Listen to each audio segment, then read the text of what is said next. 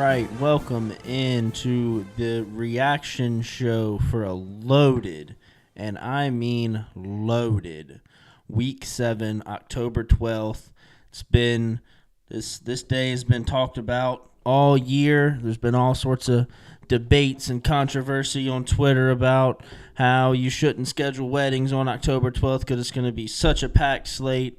Well, some of the teams that were supposed to be good, looking back, look, Tennessee, Florida, that game coming into today didn't look like it was going to be the world beater that we thought it would have been back in August. Turned out to be a really good game. But we'll start with Oregon and Ohio State. That was the marquee game. We all knew that was going to be the marquee game all summer. It's the one everybody had circled on the schedule. And it lived up to the hype. I think it's two playoff teams, two national title contenders. It was back and forth. It was haymaker. It was haymakers back and forth. Ended up being a great game.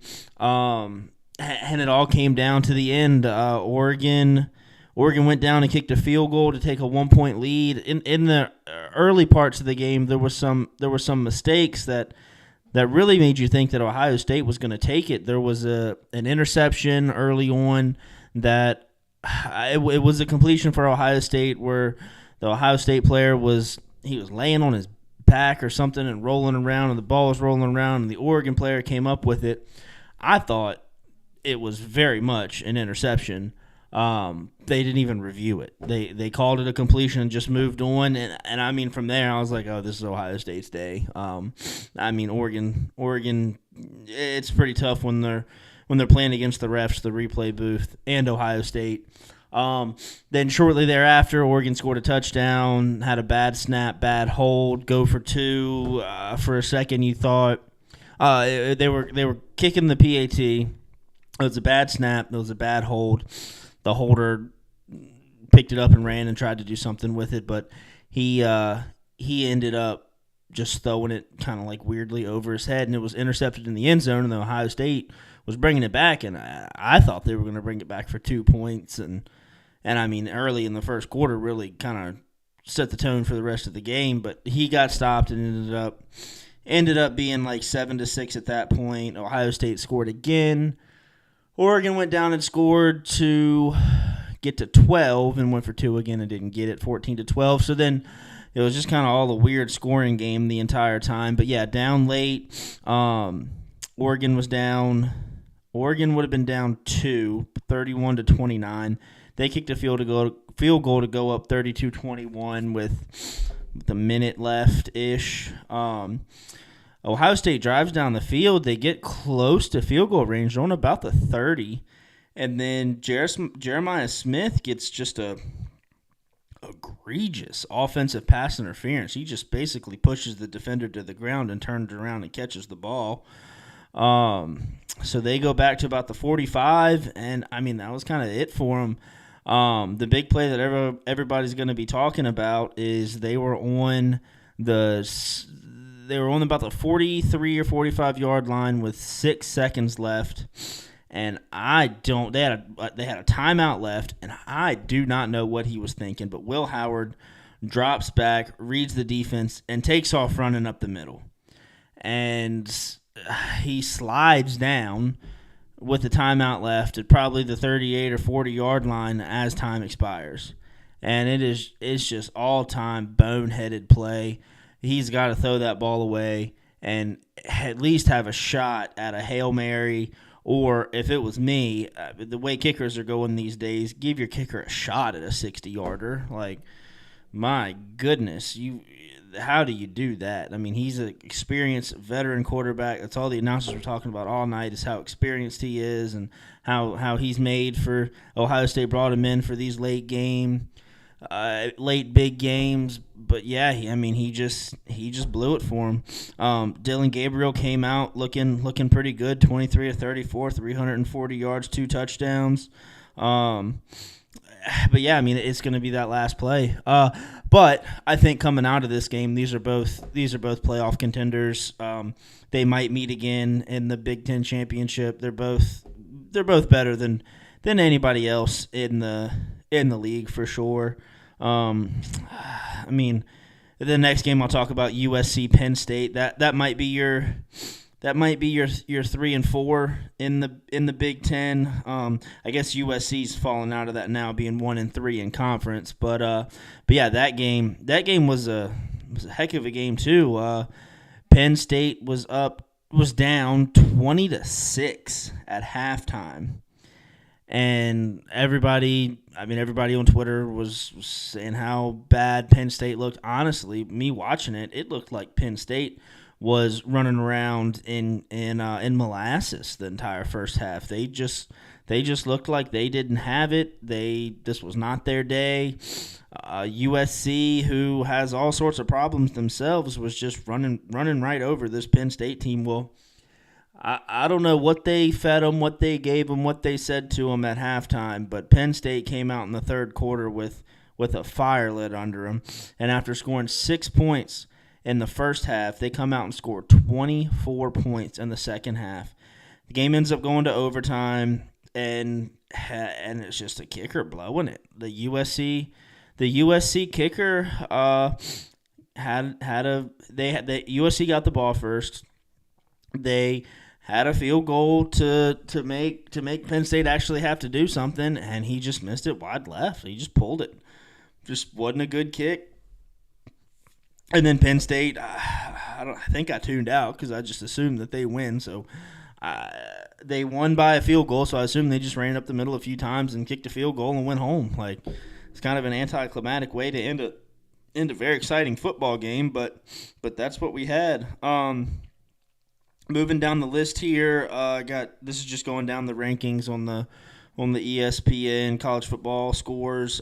Georgia beat Mississippi State 41-31. It looks like Mississippi State they've got some fight in them, but I mean at 1-5, 0-3 in the SEC, it's a tough year. It was always going to be a rebuilding year. RIP Mike Leach. But Georgia really kind of unimpressive against a not very good Mississippi State team. But I mean, what do you say? It's the number 5 team in the country against probably the worst team in the SEC. Next up, Alabama, the number 7 team in the country, hosting South Carolina, and I mean that game was a lot closer than Alabama wanted it to be, and South Carolina probably could have won that game, but Alabama holds on in the end. I think there was an interception on the last drive, but yeah, South Carolina scored a touchdown late, went for 2, didn't get it. And then they kicked an onside kick and got it. It wasn't a great onside kick, but it was just kind of bouncing around. Nobody could get their hands on it. South Carolina got it. Then they needed to get 20 or 30 yards to get into field goal range. They had a guy running wide open with like 11 seconds left. I think it was on the play with the interception, or the interception was a play after. I don't know. I didn't see the very end of it, but saw on Twitter where they're late with 11 seconds left. They had a guy running up the left hash wide open, and the quarterback missed him and dumped it down, and that was pretty much the game after that. But yeah, I mean it shows Alabama still has some flaws. Like you would think I mean the traditional regular Alabama team under Nick Saban would have come out and just, after losing to Vanderbilt, would have just beat the snot out of this inferior South Carolina team. But they just don't have that anymore. They don't have Nick Saban. They don't have his leadership. So they've let 2 kind of bottom feeder SEC teams, one beat them and another one hang around with them 2 weeks in a row. Speaking of bottom feeder SEC teams, next one on the slate down here is Florida at number 8 Tennessee. That game was a lot closer than anybody thought it should have been. Florida hung in with them. They probably would have beat them, but Graham Mertz, he went down. I believe it was sometime in the third quarter.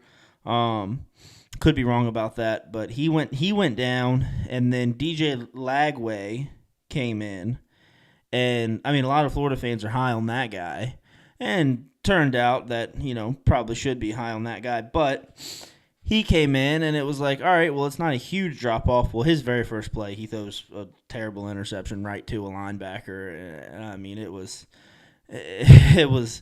It was not a good throw. Poor read, and from there, I thought, well, this one's over. This one's over. Tennessee's going to run away with it. Well, they didn't. They might have went up 17-10 at that point. I don't really remember. But Florida, Tennessee got the ball. Florida came back and they fought. They scored they were down 17-10 for a while, and they scored a touchdown inside of a minute left in the game. I think Tennessee got the ball back with 20 seconds left, 17-17, and then in overtime, I got that Florida didn't score in overtime and Tennessee scored 6. So I don't remember what happened on Florida's field goal attempt, but nevertheless, Tennessee does win. They got 2 unimpressive weeks in a row after a loss last week to Arkansas and barely squeaking by a bad Florida team. I wonder if this doesn't really help Billy Napier's chances. I know moral victories aren't a thing, but Florida, they're kind of grasping at anything right now. So I wonder if they're going to take the moral victory of taking that number 8 team in the country to overtime as a moral victory to give Billy Napier a little more time. I probably hope not for that Florida team. They deserve better than that. Don't know why in the world they ever fired Dan Mullen, but here we are under Billy Napier, and I know this is a Virginia Tech centric podcast, so we're pretty glad that we didn't end up with Billy Napier. I know people have a lot of issues with Mr. Brent Pry, but yeah, that Billy Napier, that's a train wreck down there. Next on the list is a future opponent for Virginia Tech, number 10, Clemson at Wake Forest, and Clemson keeps rolling. That game was close early. Wake was up 7-0 at the end of the first quarter, but then just some boneheaded, unlucky tip drill, interceptions, turnovers. It was like Wake Forest just handed it to Clemson on a silver platter. Clemson scores 28 in the second quarter, which as a Virginia Tech fan is like a pipe dream. Like, oh my gosh, what's that like? Scores 28 in the second quarter to take a 28-14 lead into the half and never looks back. Pitchers are shut out in the second half and ends up winning 49-14. University of Virginia is traveling to Clemson, and let's hope we see another 50-10 Clemson win out of that. And it would be really cool for Virginia Tech to be Virginia Tech with momentum to be hosting a number 6 Clemson team in Blacksburg here in a few weeks. That'd be pretty cool. Next on the list, Notre Dame. They keep rolling. They're up to 5-1. They beat the crap out of Stanford 49-7. Another game that was kind of close early, and then Notre Dame took control right around halftime.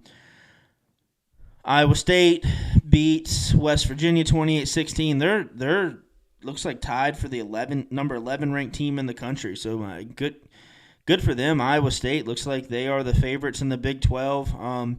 Colorado, Kansas State might have something to say about that, but at this point, Iowa State's going to be your runaway favorite. West Virginia had a lot of hope coming into this year. They're 2-1 in conference, but 3-3 overall. They can't be too happy with that.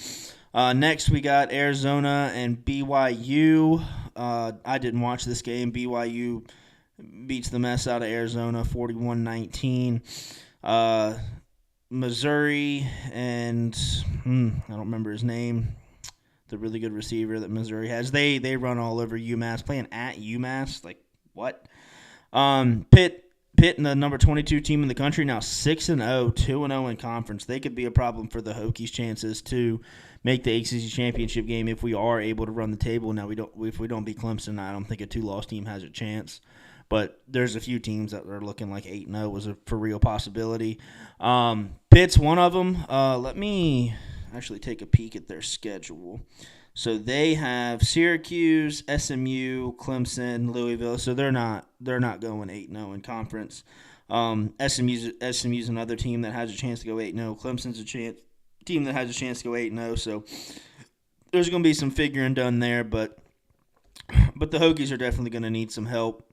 Definitely going to need some help to open up some way there, because it's a real possibility that Clemson and SMU end up 8-0, and if that's the case, Virginia Tech 7-2, and we just don't have it.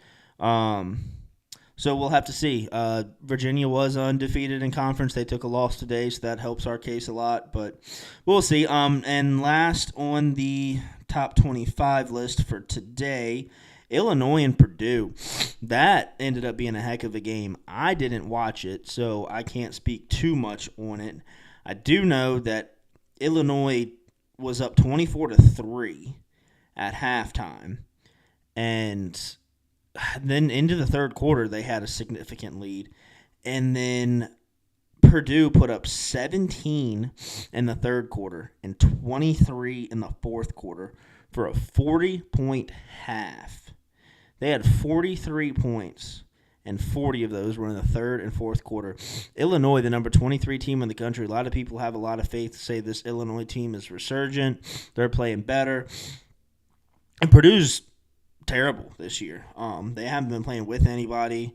They're 1-5 overall, 0-3 in conference. And Illinois had them. Like I wasn't watching, so I don't know exactly what happened. I do know that Illinois needed a field goal at the end of regulation just to send this game to overtime after having a 24-3 lead at halftime. I mean, like how in the world?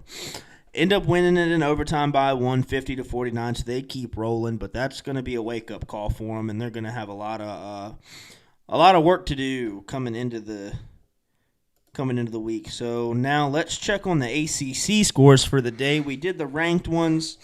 North Carolina falls at home, 34-41 to Georgia Tech.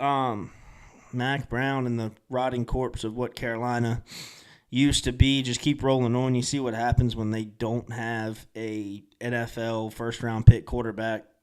Even their starting quarterback who's out for the year. I want to say it was. I'm not gonna say because I'm not 100% sure what his name was, but yeah, he wasn't a Sam Howell. He wasn't a Drake May. So, I mean, we see what happens when they don't have that. Mac Brown doesn't have that. They're just not a very good football team. They gave up 41 points at home to Georgia Tech, who's not that great either. They've got 2 conference losses already.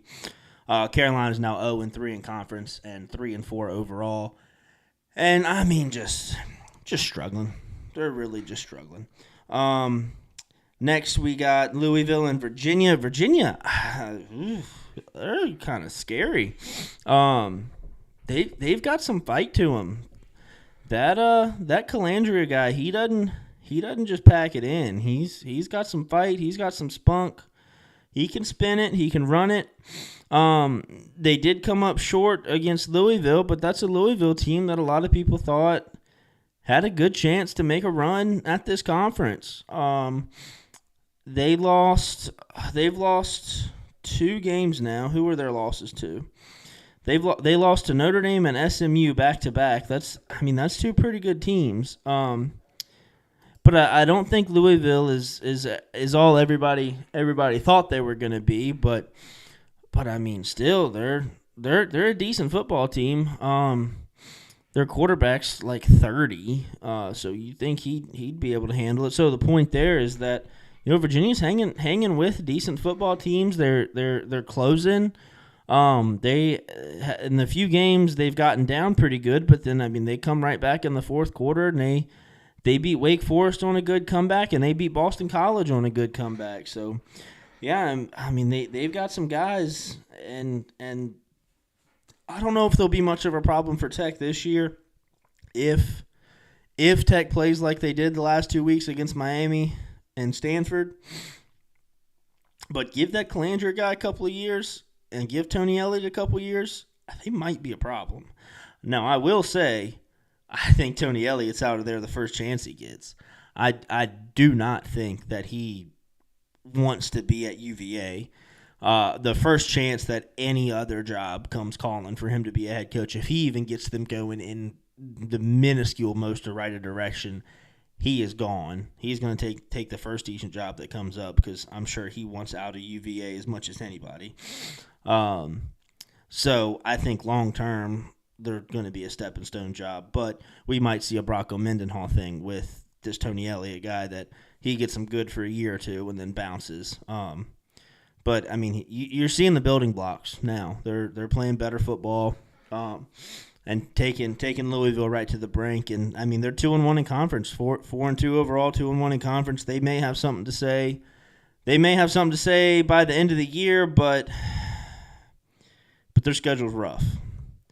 They go to Clemson this coming week. This is UVA. They go to Clemson this coming week. Welcome North Carolina to Charlottesville. They go to Pitt. They go to Notre Dame. They host SMU, and they go to Blacksburg.